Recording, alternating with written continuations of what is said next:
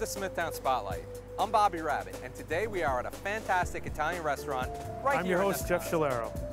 Riddle me this, where can you find the likes of Batman, Superman, and Spider-Man here in Smithtown? Hi, I'm Kenny Bernardini, and welcome to Smithtown Spotlight. Today I'm at Hoyt Farm, a beautiful nature preserve here in the middle of Comac. Have you ever wanted to get away? Have you ever wanted to get away? Have you ever wanted to get away? Have you ever wanted to get away from?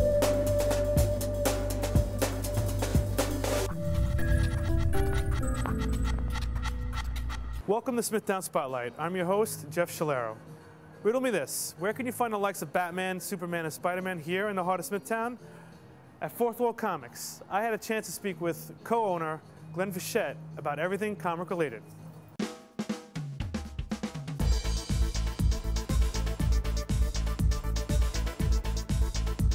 Hi, I'm Glenn Fischette, co-owner of Fourth Wall Comics in Smithtown.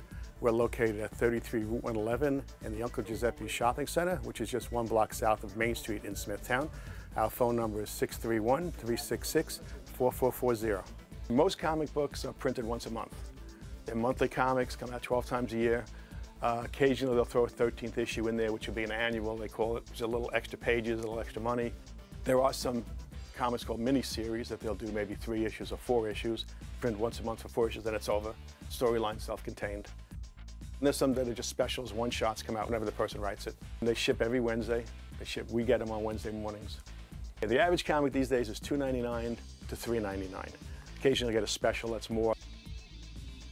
There's a lot of stores on Long Island. There's a few good ones too. What we've tried to do since I took over is take some risks and bring in products no one else had. First thing we did was start bringing in a lot of Japanese animation. We started renting anime. We brought in Japanese manga. We brought in a lot of model kits. That was the first step. Secondly, we started bringing a lot of store appearances from artists and writers. Just try to be a little more upscale. A lot of other stores to this day still have comic boxes where the comics are located and the stores are dirty. And we put all new lighting in, we put all new racks in, spent a lot of money on fixtures and made the store look a little upscale. Previously, every time I had gone into a store, it was nothing but men. Since we took over the store, we put a lot of women and children into the store, brought a lot of comics. Our store displays in the windows, if you ever notice, have no comics. We put toys and statues and things that would draw other people in than comic fans. My favorite comic book is Batman and Robin right now because of the writing with the Damian character that plays the new Robin. I'm really enjoying that. Believe it or not, I learned how to read by reading Batman comics back when I was a kid. That was the bribe to get me to read, was reading Batman comics. So since then, lifelong Batman fan. Probably about 15 years ago, the industry was really starting to get into, probably more like 20 years ago, into statues and busts, porcelain, resin, other than just the model kits. And we saw a good business in that. It required people to have a little more money. Luckily, Smithtown is a more affluent neighborhood, one of the more affluent neighborhoods on Long Island.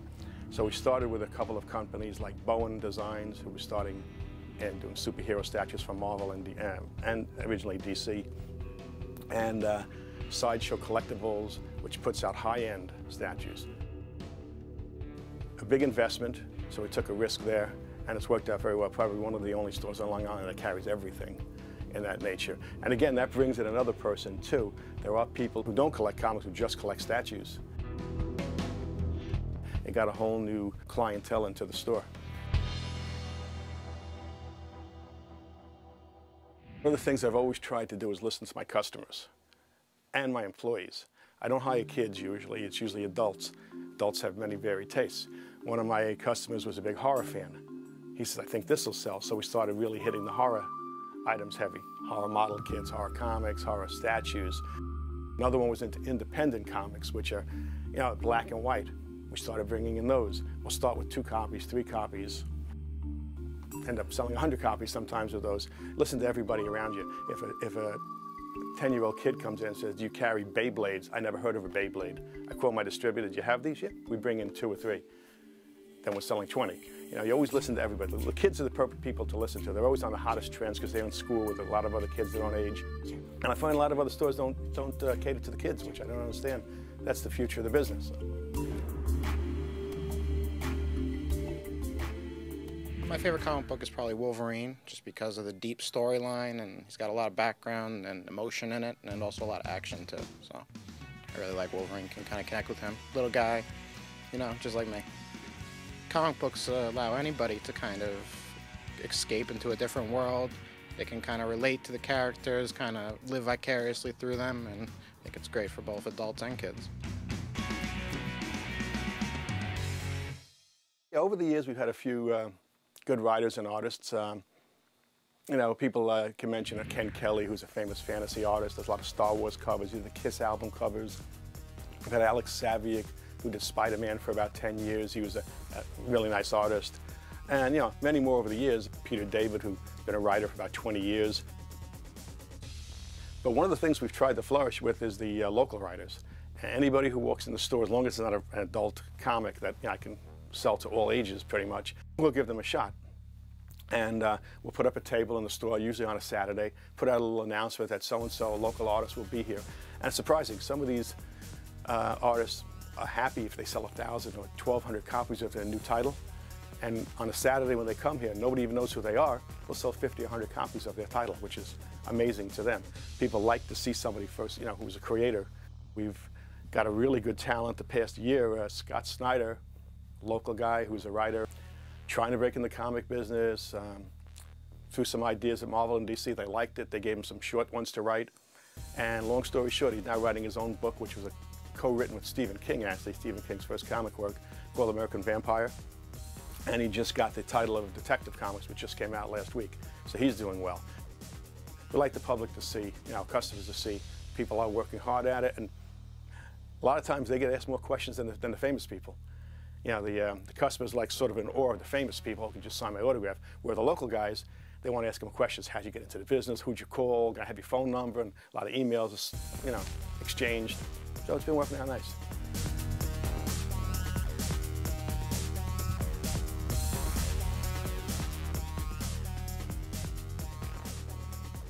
And what makes me passionate about comic books is it's a pure escapist fantasy. It's fun. I've been reading comics since I was 7 years old, over 50 years, and it's always stayed fun. I got away from it for a while. When I got back in seeing it through my kids' eyes. I fell in love with it again. Now that it's become my job, it's not exactly the same, but it's still a lot more fun than what I used to do. And I have fun talking to the customers, and it's just a fun business. One of the things that's important to comic collectors is grading.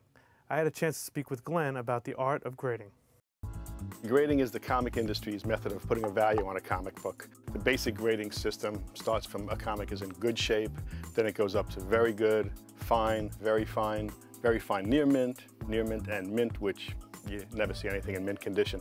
This is very subjective. I would say, I usually tell people if you get 5 comic book store owners, you're going to get 5 different prices. What we use is the Overstreet Comic Price Guide, which is this book right here. It's pretty much considered the Bible of the industry. It comes out once a year. It values the books by different conditions. First one being good. I would list this one as a good condition book. It's an old book from the 1970s. It's got a lot of wear. The cover has gotten dull. It's got minor abrasions along the side. So you're getting maybe a $25, $30 book worth $4. You can even go below there, though they don't list that in the guide. It would be about half price would be a poor book, which would be this one, about a $25 book worth $1. See the front page is curled over. It's got some tears out of the back, a lot of damage. It's curled on the side, writing all across the front. Pretty horrible shape, so, but still $1 to somebody who's interested. The next grading up would be a VG, which would be a 4.0. We're going to put this one in a VG condition. This is Fantastic Four #3. In mint shape, this book would be worth about $8,000. Down to good shape, about $300. We have this valued at VG, one level up, about $600. The next grade up would be a fine, which would be a 6.0. And we're going to go with this one. It's an Iron Man #100. It's about a $28 book. It's got a little smudge on the front cover. Otherwise, there's nothing wrong with it. Your next grade up is going to be a VF, which is very fine, 8.0, Amazing Spider-Man 238. Nothing wrong with this book at all, just not mint shape. You want to go to a mint comic, we have an Amazing Spider-Man 238, which is the first appearance of Hobgoblin. $120 in mint shape. We had a little less than that, we put in $100. It's just really a beautiful copy. It looks like the day it came out.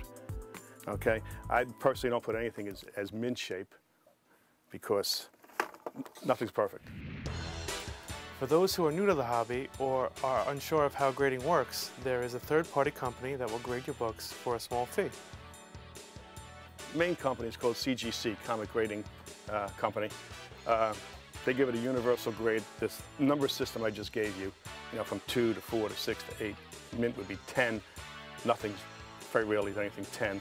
Near mint is 9.2. This is a perfect example. It's an Ultimate Spider-Man from May 2004, Ultimate Spider-Man number 6. They listed at 9.6, which is almost mint. They give you the book back with a little information about it, with numbers, where it came from, and their grading, but it's slab, they call it. It's in a hard plastic case. Can never open it again. It's got their seal of approval on the side. If you don't see that, there's something wrong. The grading is only good if it's something you want. I mean, comic books are still supply and demand. If there's 1,000 people who want this comic, there's only 999 in existence, that comic's gonna go up in value, no matter what the grade is.